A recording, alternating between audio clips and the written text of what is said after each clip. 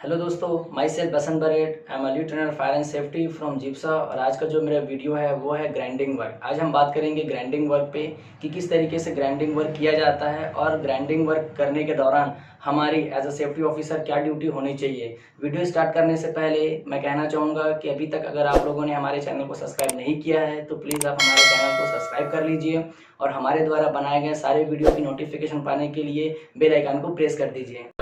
Grinding work कहने का मतलब होता है दोस्तों, जब किसी ऐसे जगह पे किसी मेटल को जब हम कटिंग करते हैं या किसी रफली मेटल को जब हम क्लीन करके उसको सही लेवल में लाने के लिए जो इस्तेमाल पे लाया जाने वाला जो वर्क होता है उसे हम ग्राइंडिंग वर्क कहते हैं। ग्राइंडिंग वर्क में हम ग्राइंडिंग व्हील और कटिंग व्हील का भी इस्तेमाल करते हैं। ग्राइंडिंग व्हील का इस्तेमाल किसी जो रफली मेटल होते हैं उसको क्लीन मेटल के रूप में लाने के लिए इस्तेमाल किया जाता है, और जो हमारा कटिंग व्हील होता है उसका इस्तेमाल किसी मेटल को टुकड़ों में काटने के लिए या उसको सही शेप और डिजाइन देने के लिए इस्तेमाल में किया जाता है। तो आज हम जो बात कर रहे हैं ग्राइंडिंग वर्क में, तो हमारी वहाँ पे क्या ड्यूटी होनी चाहिए। फर्स्ट ऑफ ऑल आपको ये ध्यान में रखना है दोस्तों कि जहाँ पे ग्राइंडिंग वर्क किया जा रहा है वो परमिट पे है कि नहीं है। कहने का मतलब है वहाँ के लिए जो हमारे अप्रोप्रिएट वर्क परमिट है वो लिया गया है कि नहीं लिया गया है, ये सबसे पहले आपको सुनिश्चित करना है। उसके साथ ही साथ जो भी ग्राइंडिंग वर्क से रिलेटेड जितने भी इक्विपमेंट वहाँ पे इस्तेमाल पे ला रहे हैं वो सारे इक्विपमेंट विथ ग्राइंडिंग मशीन सारे चेकआउट होने चाहिए, जो कि वेल कंडीशन में होना चाहिए। तो एज अ सेफ्टी ऑफिसर हमारी क्या ड्यूटी होनी चाहिए कि हम उसको किस तरीके से चेक करें कि वो सही वे में वहाँ पे इस्तेमाल है कि नहीं है। और हमारे जो एक नियम कहता है कि ग्राइंडिंग व्हील में, एक ग्राइंडिंग मशीन में या एक कटिंग व्हील में हमें क्या क्या चेकआउट करना चाहिए। तो आज हम सबसे पहले बात करते हैं ग्राइंडिंग मशीन की। जो हमारा ग्राइंडिंग मशीन जो इंडस्ट्री में यूज होता है मोस्टली हमें AG4, AG5 या AG7 इस टाइप के जो आपको ग्राइंडिंग मशीन देखने को मिलेगा।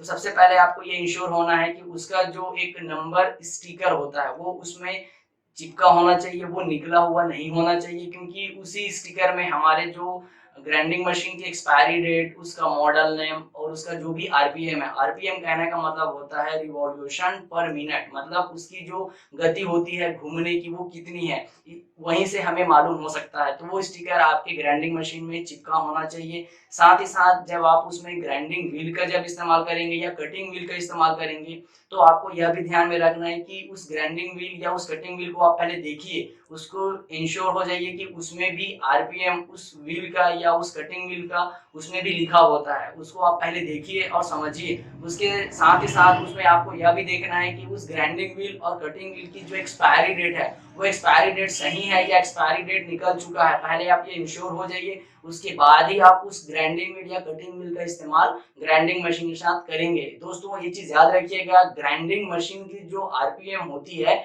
उससे ज्यादा आरपीएम आपके ग्राइंडिंग व्हील और जो उनका कटिंग व्हील है उनका होना चाहिए, क्योंकि तभी वो उसको उतना रोटेट में घुमा पाएगा। अदरवाइज अगर आपके कटिंग व्हील और ग्राइंडिंग व्हील की अगर आरपीएम आपके ग्राइंडिंग मशीन से अगर कम होगा तो आपका ग्राइंडिंग मशीन बहुत अधिक रफ्तार में घूमेगा और ग्राइंडिंग व्हील और कटिंग व्हील की आरपीएम कम होने की वजह से वो उस रोटेशन पे नहीं घूम पाएगा, कहीं ना कहीं वो डैमेज होके टूट सकता है।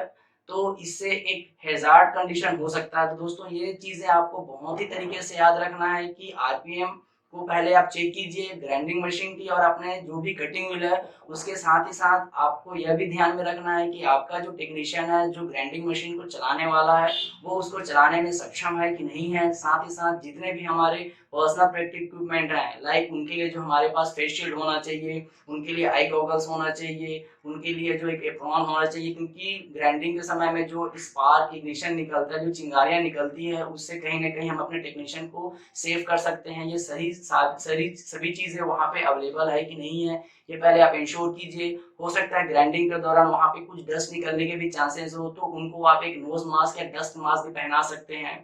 जहाँ पे ग्राइंडिंग वर्क किया जा रहा है वहाँ पे अगर आपको नॉइस की प्रॉब्लम, अगर वहाँ पे शोर की भी प्रॉब्लम हो रही है तो आप अपने टेक्नीशियन को, अपने वर्कर्स को जो ईयर प्लग है वो भी प्रोवाइड करा सकते हैं, ईयर मफ प्रोवाइड करा सकते हैं। तो ये जो चीजें हैं दोस्तों आपको याद में रखना है कि जब आपके टेक्नीशियन जब किसी ऐसे क्षेत्र में ग्राइंडिंग को करने के लिए जा रहे हैं तो सबसे पहले ये सारी बातों को आपको ध्यान में रखना है और अपने टेक्नीशियन, अपने वर्करों को भी ये सारी चीजें ट्रेनिंग के दौरान या टूल बॉक्स टॉक मीटिंग के दौरान आपको बताते रहना है। होपफुली हमारे द्वारा बनाया गया वीडियो आपको अच्छा लगा होगा, तो प्लीज लाइक एंड कमेंट कीजिए।